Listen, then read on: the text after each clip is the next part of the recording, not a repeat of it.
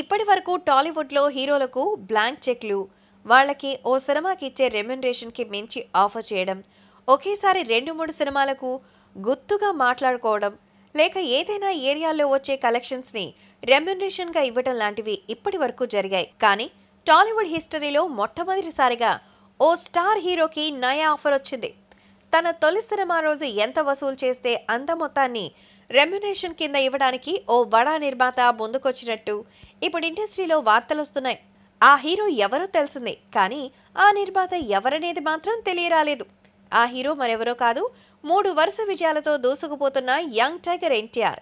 28 సినిమాలు పూర్తి చేసిన తర్వాత ఎన్టీఆర్ తన 29వ సినిమాను మెగా పవర్ స్టార్ రామ్ చరణ్తో కలిసి రాజమౌళి డైరెక్షన్లో మొదలుపెట్టిన విషయం తెలిసిందే. ఆ సినిమా తర్వాత కమిట్మెంట్స్ పై ఇప్పటి నుంచే పోటీ మొదలైంది. కాగా ఈ సినిమాకు మాకు చేయాలంటూ నిర్మాతలు ఎన్టీఆర్ చుట్టూ తిరుగుతుండడంతో ఓ నిర్మాత పైన చెప్పిన offer ఇచ్చాడట. Aravinda Sametha first day ఏకంగా 26.64 కోట్ల షేర్తో సంచలనమైన ఓపెనింగ్స్ ని సొంతం చేసుకుంది. RRR తర్వాత క్రేజ్ మరింత పెరుగుతుంది.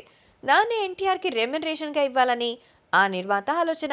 అంటే ఎన్టీఆర్ సై అంటే అవలీలగా 28 నుండి 30 కోట్ల రేంజ్ రెమ్యునరేషన్ ఆఫర్ దక్కడం ఖాయమని చెప్పాలి. ప్లాన్ బానే ఉంది, కానీ ఎన్టీఆర్ ఒప్పుకుంటాడా లేదా చూడాలి.